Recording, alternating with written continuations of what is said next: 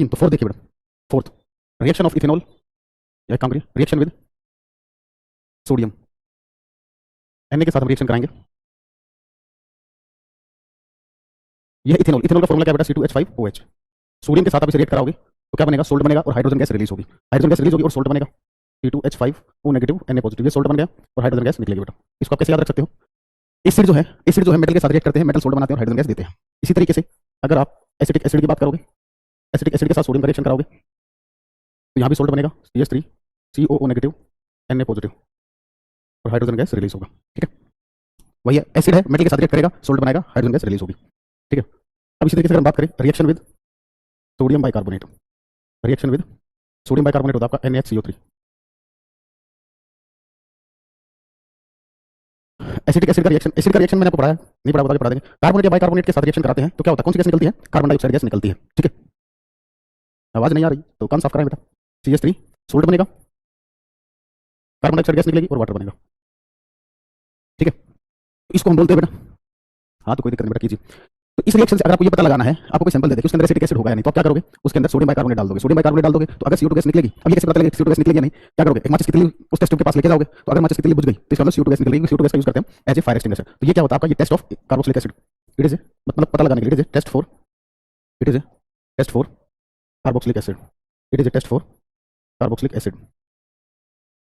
तो अगर मैं आपसे पूछता हूँ NaOH के साथ रिएक्शन करा दूं, NaOH के साथ रिएक्शन करा दूं, तो NaOH एक बेस है, NaOH एक बेस है बेटा, और ये दोनों एसिड है, ये दोनों क्या है, एसिडिक। तो एसिड बेस रिएक्शन होगी तो क्या बनेगा, सोल्ट बनेगा, वाटर बनेगा,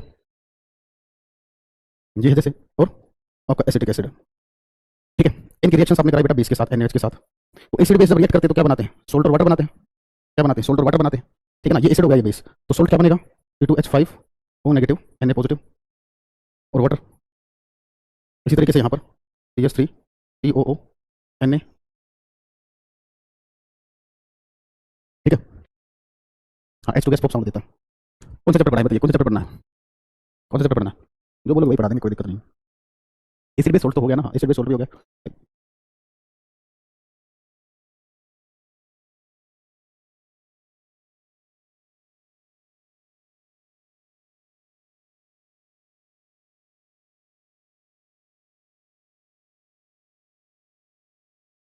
अप्रोक्स कितनी वीडियोस का कोर्स होगा केमिस्ट्री का, देखो कल है ना, आप कहते ना कल आप अपनी वीडियोस को ध्यान से देखना, कुछ कह रहे हैं कि हमारे बैच में ये क्लास नहीं हुई, वो क्लास नहीं हुई। ठीक है ना, और कुछ वीडियोस अपलोड होंगी, कुछ वीडियोस अपलोड होंगी, ठीक है ना, स्टार्टिंग से। ठीक है, ताकि अभी हमारी क्लासेस कम रहेंगी, जैसे 2 रही हैं, ताकि आप पीछे वाली चीजें कवर कर सको। प्योरिटी टेबल मैंने बता दिया, प्योरिटी टेबल मैं नहीं पढ़ाऊंगा, मैंने आपको बता दिया कहां से करना है।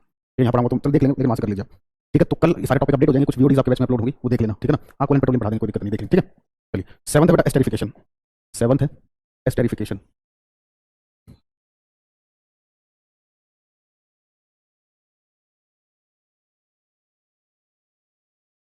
वैसे आज कौन सी क्लास है, कौन से नंबर की क्लास है आज, मेटल और मेटल का भी आपको वीडियो मिलेगा, मेटल का वीडियो मिलेगा, एटॉमिक स्ट्रक्चर का वीडियो मिलेगा आपको। ठीक है ना, हाँ ठीक है। एस्टेरिफिकेशन का मतलब क्या होता है, सिंपल सा कॉन्सेप्ट देखिए।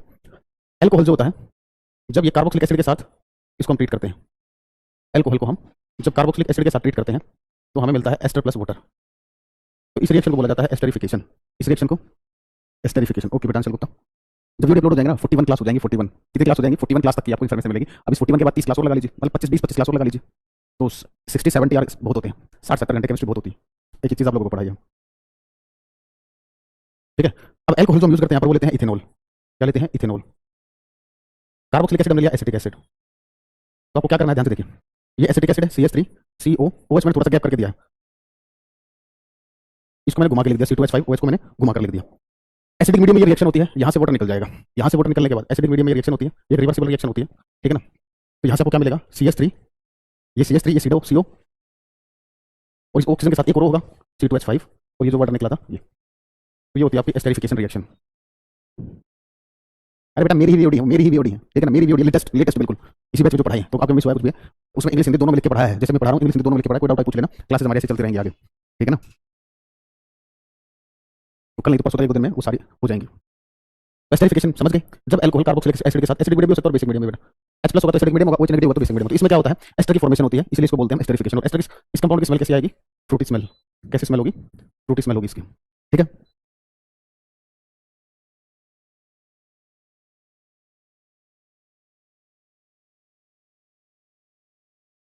हाँ 41 तक 41 लेक्चर हो जाएगा। अरे सीक्वेंस में डलवाएंगे बेटा, आप करते रहना। फाउंडेशन कौन सा फाउंडेशन?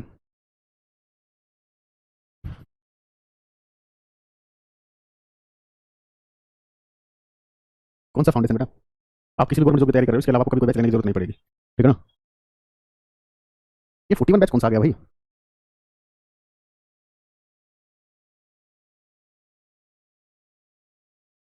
बेटा कुछ ना कुछ एडजस्ट करना पड़ता है। एस्ट्रीकरण, एस्ट्रिफिकेशन का अंदर हिंदी एस्ट्रीकरण, एस्ट्रीकरण, ठीक है ना? एस्ट्रिफिकेशन का अंदर एस्ट्रीकरण। 8वां देखिए last, combustion of hydrocarbon, hydrocarbon का दहन, ये लास्ट रिएक्शन है। कंबशन ऑफ हाइड्रोकार्बन, हाइड्रोकार्बन का दहन।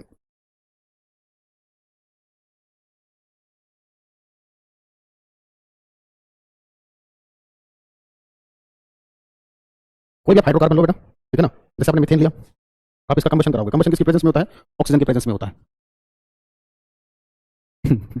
ठीक है। तो जब भी आप किसी हाइड्रोकार्बन का कंबशन कराओगे तो आपको क्या मिलेगा? कार्बन डाइऑक्साइड मिलेगी, वाटर मिलेगा, हीट मिलेगी और लाइट मिलेगी, ठीक है ना? चाहे मीथेन हो, चाहे इथेन हो, चाहे इथीन हो।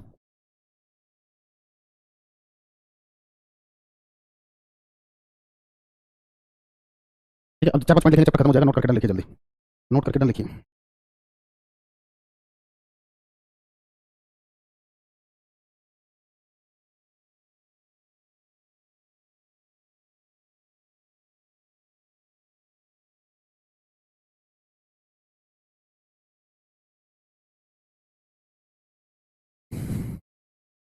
नाइन्थ रिएक्शन हो रहा है, hydrogenation, hydrogenation of alkene.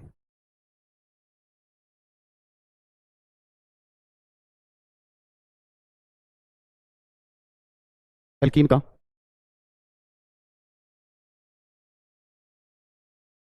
Alkene का हाइड्रोजनीकरण।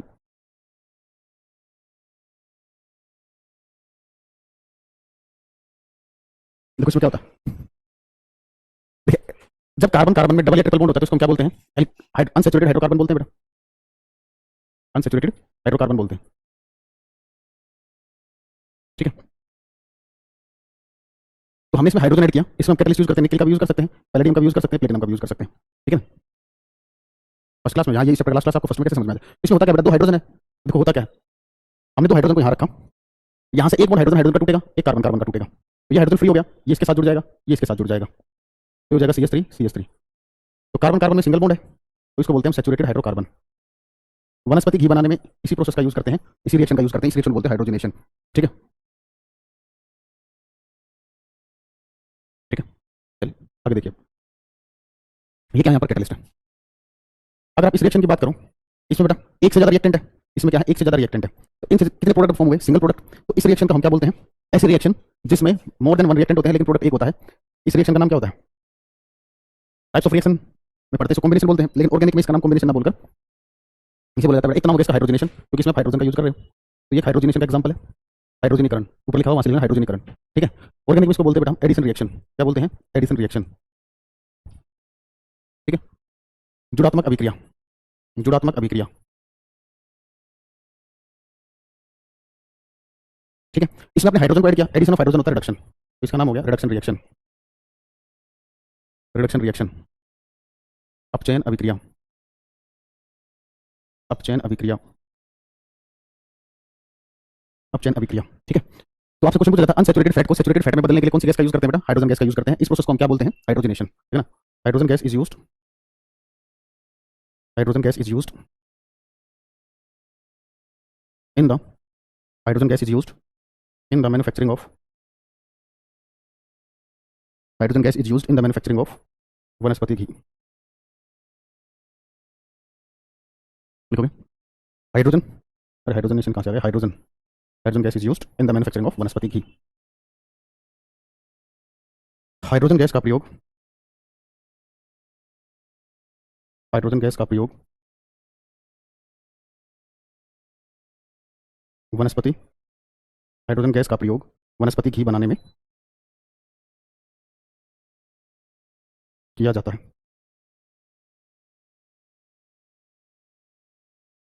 हाइड्रोजन गैस का प्रयोग वनस्पति घी बनाने में किया जाता है, ठीक है? पहले कुछ मेन पॉइंट्स लिखते हैं अब।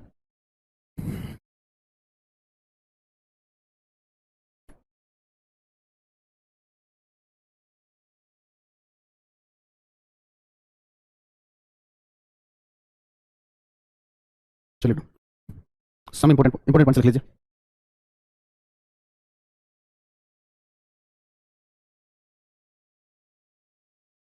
महत्वपूर्ण बिंदु।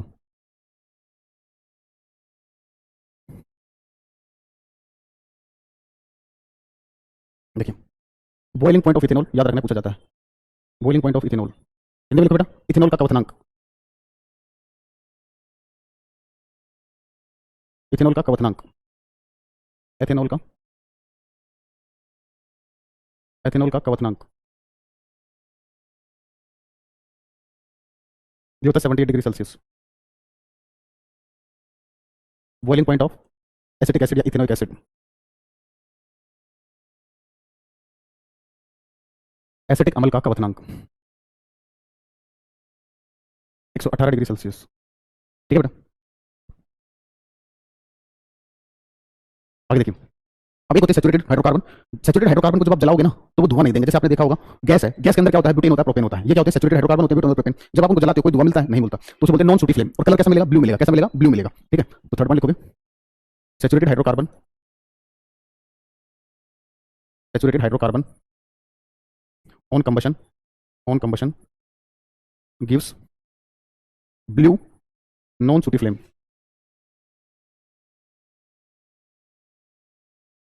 ब्लू नॉन सूटी फ्लेम। संतृप्त हाइड्रोकार्बन के दहन पर, संतृप्त हाइड्रोकार्बन के दहन पर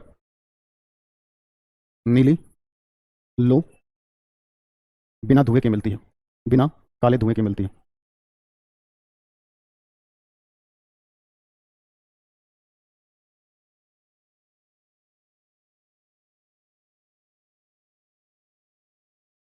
ठीक है, जबकि आप अनसैचुरेटेड हाइड्रोकार्बन का कंबशन कराओगे तो आपको येलो फ्लेम देगा और धुआं भी मिलेगा। ठीक है ना, unsaturated hydrocarbon, unsaturated hydrocarbon on combustion, unsaturated hydrocarbon on combustion gives yellow sooty flame. असंतृप्त, असंतृप्त हाइड्रोकार्बन, असंतृप्त हाइड्रोकार्बन के दहन पर पीली लो के साथ काला धुआं मिलता है।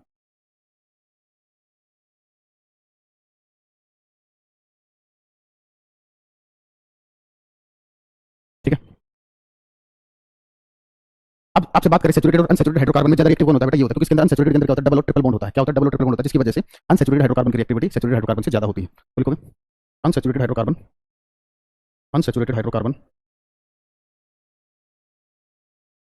Unsaturated hydrocarbon, unsaturated hydrocarbon are more reactive, unsaturated hydrocarbon are more reactive than the unsaturated hydrocarbon are more reactive than the saturated hydrocarbon। ठीक है बेटा, हिंदी में लिखोगे, असंतृप्त हाइड्रोकार्बन, असंतृप्त हाइड्रोकार्बन संतृप्त हाइड्रोकार्बन की तुलना में, संतृप्त हाइड्रोकार्बन की तुलना में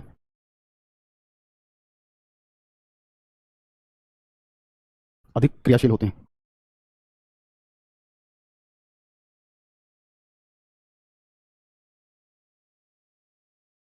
ठीक है, तो ये चैप्टर बेटा खत्म हो गया है।